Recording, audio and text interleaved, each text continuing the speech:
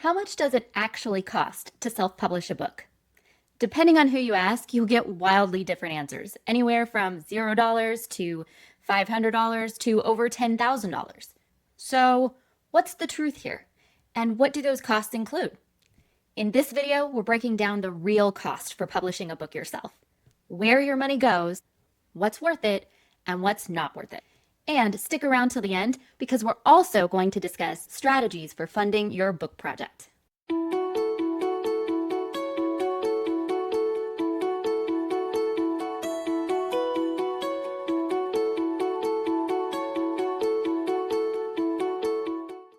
Hey there, I'm Amanda. I'm a self-published author and a certified publishing coach. And it's my passion to help new authors take control of their publishing journey so they can bring their books to life without the overwhelm and confusion.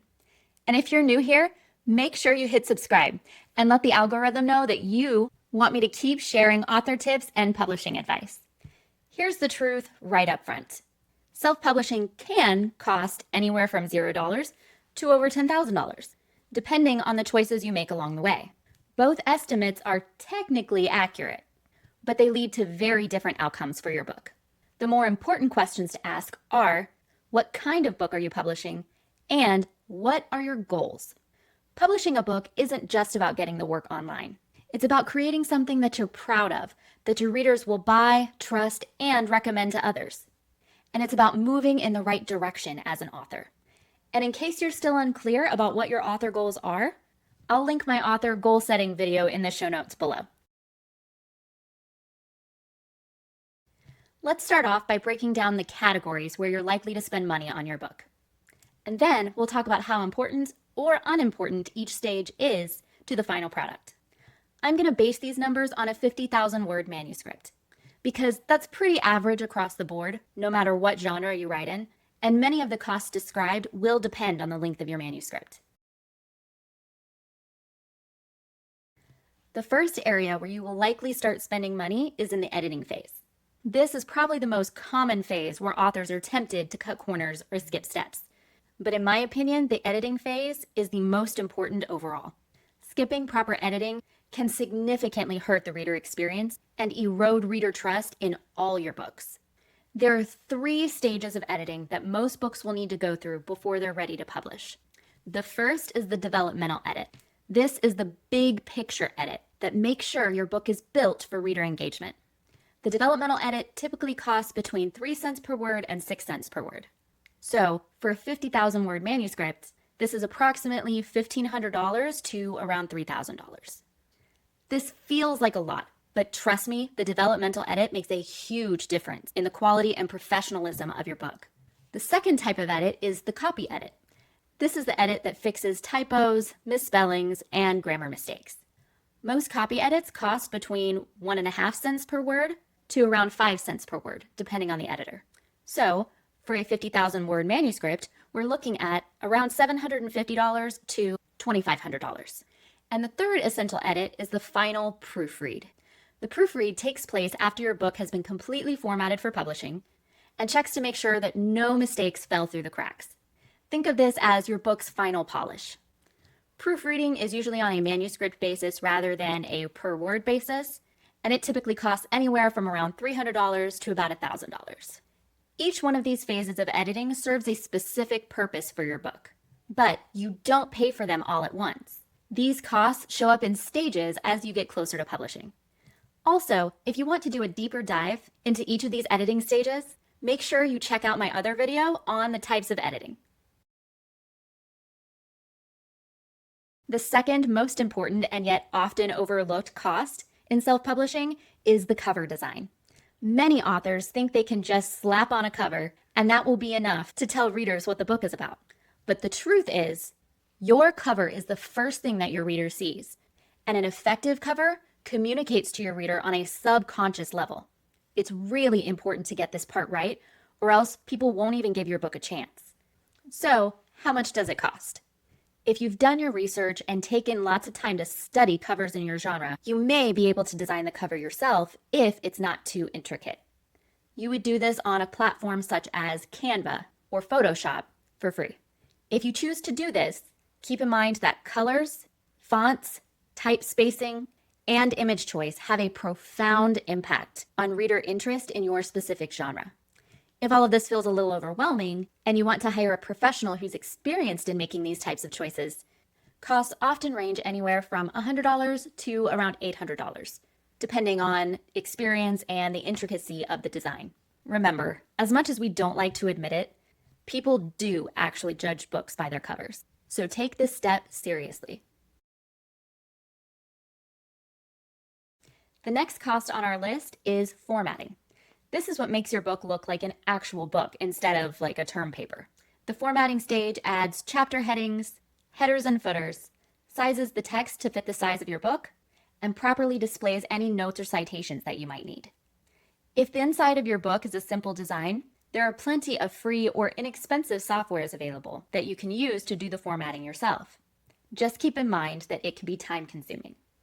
If formatting isn't something you want to spend your time on, or if your book contains detailed images, excessive amounts of footnotes, or big appendices, then you may want to hire a professional. Professional formatting costs depend on how difficult the project is, but on average, you're looking at anywhere from $200 to $600 for a basic format. Some formatters will even throw in the ebook format for free or at a significant discount. Next, we need to look at publishing itself. First, if your book is in print rather than just ebook, you're going to need an ISBN. ISBNs can be purchased from Bowker for $125 or less if you buy them in bulk. Some platforms offer free ISBNs when you publish with them, but I don't recommend using these because it ties up some of your rights as an author, and sometimes those ties are unclear. I'll do a deeper explanation of ISBNs in a later video. Now, the actual publication of the book can be completely free on platforms like KDP, or less than $100 on platforms like Ingram Spark. But you also have to think about print runs. If you want to print multiple copies of your book at once so you have them on hand, you will have to pay for those copies separately. Most printers prefer to do print runs of at least 500 copies or more, and those costs often range from $2 per copy to $5 per copy. Personally, I prefer the print-on-demand model. It prints each book individually for the buyer and doesn't require me to do a separate print run. But your strategy may be different.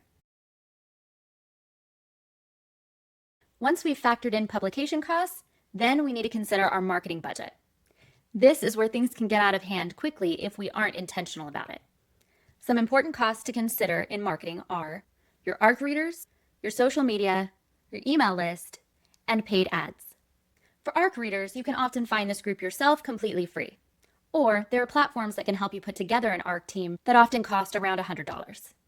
Social media, of course, is free, but it does take extra time and will require prior planning to do it right. For your email marketing, you can usually get started with an email marketing provider for free. But as your email list grows, you're probably going to want to upgrade to an automation level that allows you to easily nurture your email list. These start anywhere from $10 a month to $50 a month. Finally, you need to consider your ad budget. I recommend starting slowly with ads. This is where costs can skyrocket before you even realize it. And if the ads aren't positioned or targeted correctly, you can end up spending a lot of money for small to mediocre results. Instead, start with a small marketing budget. I would recommend no more than around $50 a month. And then start testing different advertising strategies. As you find ones that work, add a little bit more money to the budget for the following month and watch to see if the results grow enough to justify the extra spending. Don't jump into paid advertising too quickly. Always have a strategy and a predetermined budget. Let's assume, once again, you have a 50,000 word novel and your costs end up on the slightly higher end. Remember, these are estimated figures. There's no guarantee that any one of these things is going to cost this exact amount. But for our hypothetical book, let's say you spent $2,500 on developmental editing. You spent $2,000 on your copy edit. You spent $500 on your proofread, $600 on your cover design, $400 on your formatting, and you bought an ISBN for $125. Then let's assume you published through a free platform like KDP and chose not to do a print run and instead went for a print-on-demand model. The total cost for publishing for this hypothetical book comes to $6,125. And of course, that's before your marketing costs. But we have more to talk about. We're also going to go over what not to pay for, and we still need to discuss those strategies for funding your book project. Now, I want to touch on some things you will want to avoid spending too much money on. I see authors make these mistakes all the time and waste their money on things they don't actually need. First, avoid paying for expensive packages from vanity publishers. These companies will often have overpromising ads, or they will contact you directly to try to sell you on how much money your book could make if you work with them. This is important. No one can accurately predict how many sales a book will make. There are just too many factors involved. Some people can make estimates, but if it sounds too good to be true, it probably is. Most of these vanity publishers look legit on the surface, but they make their money from the author, not from readers. So they often fail to put in the effort required to make a good quality book. Don't fall for it. If you need support during the publishing process, I recommend working with a reputable publishing coach or a publishing assist company that has been fully vetted. Do your due diligence before you pay them anything up front. This is actually one of the biggest reasons I started working with authors one-on-one. Figuring out where to invest your money during the publishing process can feel overwhelming. There are so many complicated questions that don't always seem to have clear answers, and that can lead to overspending on services you don't need or underinvesting in the things that matter most. Getting the right guidance can save you hundreds or even thousands of dollars in the long run and can help you create a book that you're proud of. The second thing to avoid paying for are services that you're not 100% clear on. Anyone selling any kind of publishing services should be able to fully explain the purpose of that service and the exact result you can get from it, and be able to present you with references that you can check out yourself. Remember, if it sounds too good to be true, it probably is. And this includes signing contracts that you don't feel you fully understand. Don't do it. Number 3, don't start expensive marketing campaigns until your book positioning and foundation are solid. Some book marketing companies will try to sell expensive marketing packages that they claim will make your book a bestseller. But if your positioning is off, things like your categories, your keywords, your comp title, your blurb, then these campaigns will only waste your money. And on that note, I also don't recommend spending money on a PR service except in very specific circumstances. PR companies can help you build your brand if you plan on using your book to promote a business or set yourself up as a speaker or thought leader. PR campaigns rarely sell books. They can get your name out there and help you build a brand if used strategically, but for book sales alone, they just aren't very effective. So, how much should you spend on self-publishing your book? Again, this depends heavily on your author goals. If your goal is just to get the work out there for the fun of writing, then you probably don't need to spend much. Or if you're using your book to help build a brand or business, then you want to make sure you're spending enough on the production of the book that it looks and sounds professional. For instance, I have some short stories that I've put on Kindle Unlimited, and I publish those for free. Those stories are more about exploring my creativity and practicing writing, and less about making money from my work. For these stories, I edit them myself using an editing software, create the covers with Canva, and format them for ebook only on my computer. However, for my first professional book, I spent approximately $6,000 to produce it. Now remember, I didn't pay this all at once. This was the total cost that I paid over the course of 18 months. For this book, I sought out top editors, cover designers, and industry professionals because I knew this book and the ones following it would be a reflection of my brand. This book is only 113 pages long, which means the next book I publish in this series will probably cost even more. But I'm okay with that because this cost supports my goals. Now, you may be watching this and thinking, that's great, but I don't have $6,000 or even $1,000 to invest in my book right now. And that's okay. There are several strategies that authors can use to help pay for publishing costs. Let's go over a few of them now. Obviously, the simplest way, if you have disposable income, is to put the money aside up front so you can pull from it whenever you need to. But if this isn't an option for you, don't worry. Remember, you don't have to pay for all of the self-publishing costs at the same time. You can set yourself up to pay for each stage as you make up the money to pay for that stage. And there are a few ways to do this. First, start by putting a little bit of money aside every month when you first start writing your manuscript. This will give you time to start building up that fund.